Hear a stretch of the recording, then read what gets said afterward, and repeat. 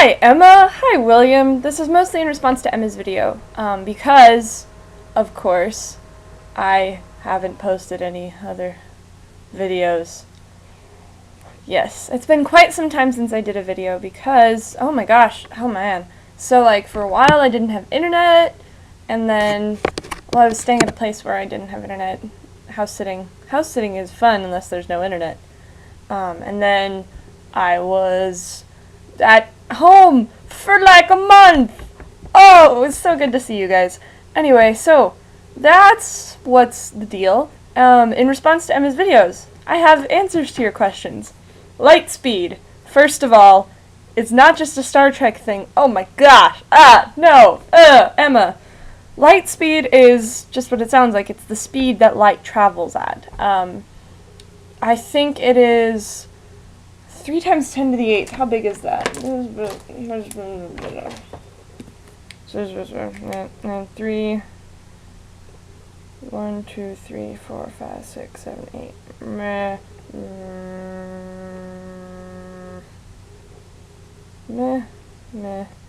300 million meters per second. That's how fast light travels. That is light speed. To go faster than light speed is mathematically impossible. So far. I happen to think that maybe someday it won't be, but that's only because I'm a dreamer, and also I'm writing a sci-fi novel where we have to go faster than light speed for my entire novel to be possible. So, there's that. Anyway, the drama. Okay, this bit is for William. There are... Okay, let's use Pacific Rim. Pacific Rim is a fantastic movie. Why? Because not only is it giant robots beating up giant monsters, it's also really good at characters. Now, there are, let's see, lots of storylines I can go into. Let's talk about Mako's storyline, okay? Mako is an interesting character. She is interesting because, one, she is, she's a well-developed female character, but, she's a well-developed female character because, one, they treat her like an actual person instead of whatever they think a woman is supposed to be like in a movie, especially an action movie, and two, because she's got drama, okay? Would Mako be nearly so interesting if she didn't have, the torrid past? Torrid maybe is not the right word, but the traumatic past that she has? No, she would be just another female character. She'd be kind of like the Russians. The Russians are cool. The Russians are really cool, but they're not necessarily well-developed characters. The Chinese brothers are really cool, but they're not well-developed characters. If Mako didn't have all that drama in her life and wasn't struggling with these issues while she was, while she's talking to Raleigh, while she's getting to know Raleigh, then the story wouldn't be nearly so interesting. It'd just be giant monsters beating up giant robots. Wait. No, that happens as well. So, yeah. So drama is not a bad thing. And the way that Emma describes it, she's really good at relational drama. How she's so good at this, I'm not entirely sure, but things have to become awkward before anyone can grow. Alright? Now, she doesn't have to make it too awkward. It can be only moderately awkward. And keep in mind, it's also important to remember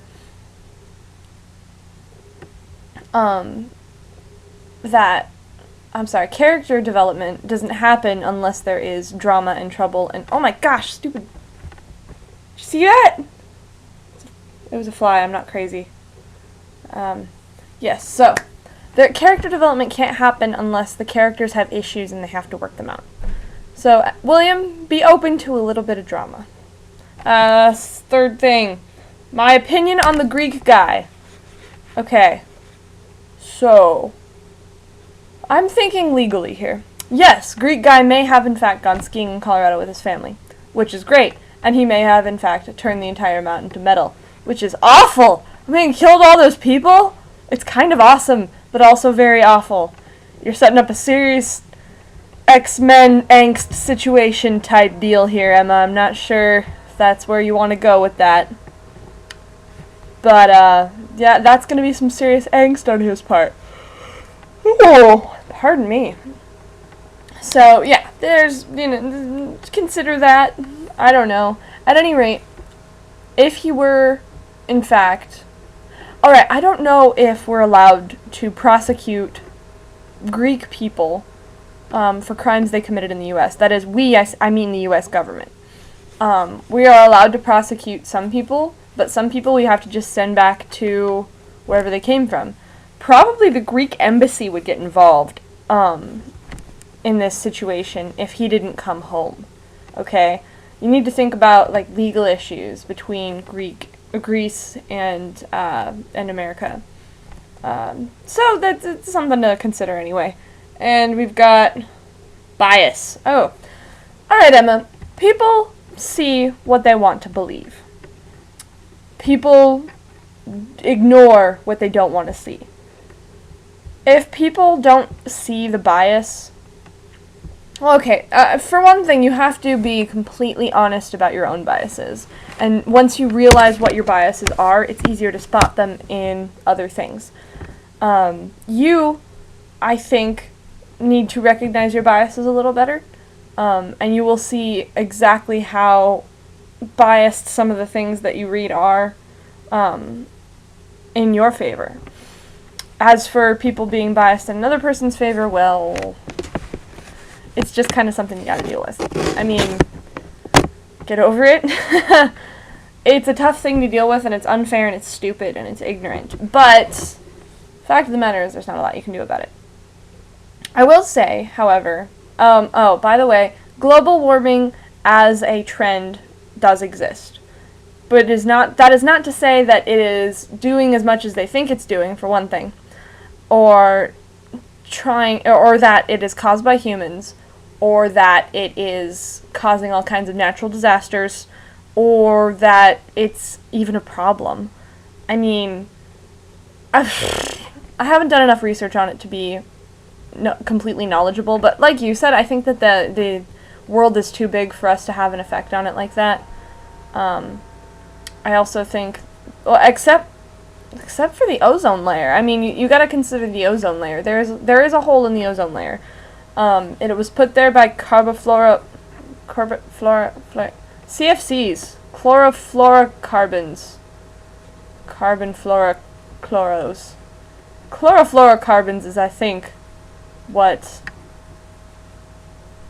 I'm thinking of. At any rate, they were kind of aerosol cans.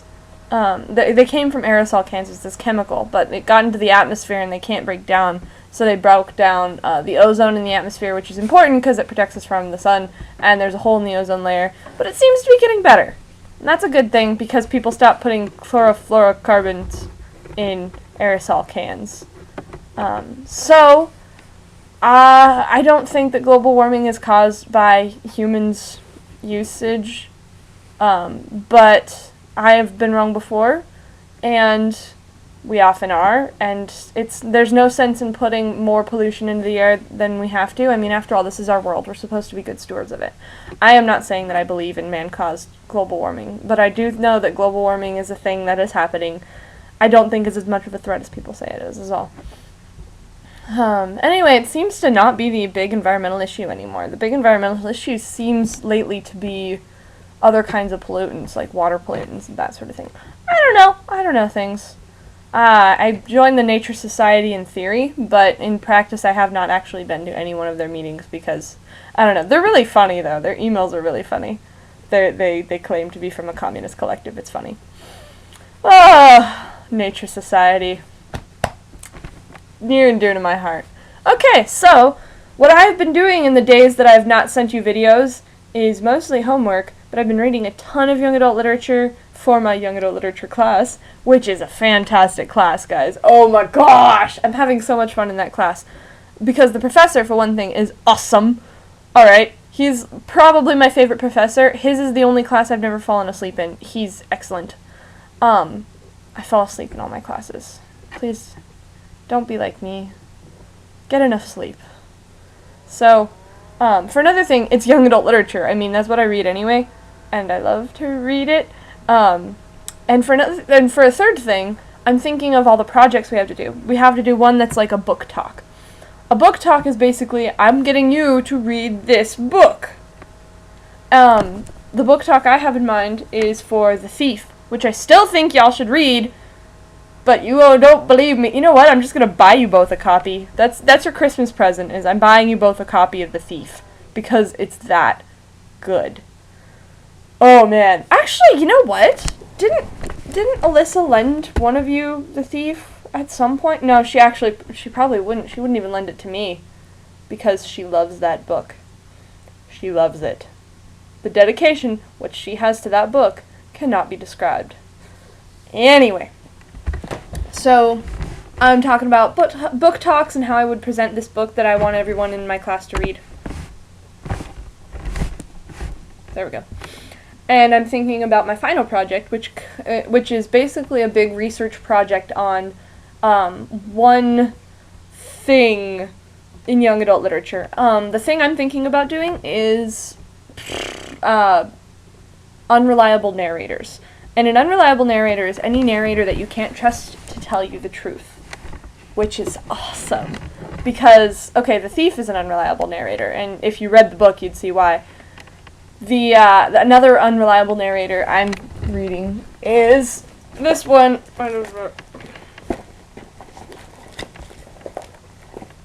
Oh, it's here.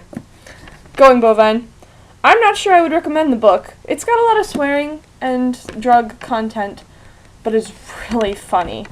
I'll have to let you know what I think of it once I'm finished with it. But this guy's unreliable because he's got mad cow disease and he's hallucinating a lot. Like all kinds of hallucination. You cannot trust what he's saying because he's hallucinating. It's funny in a dark sort of way because he's dying. Anyway, but we're reading all sorts of stuff that I really like, and I'm enjoying the heck out of it. Oh man, so, I think that's it on my end. My inorganic chemistry class is really interesting. I need to read that chapter, don't I? Well, I can do that tomorrow, I guess. Alright, so, send me videos, and Emma's on the internet, and all of our other random internet jokes, and I don't know. I love you guys. Bye!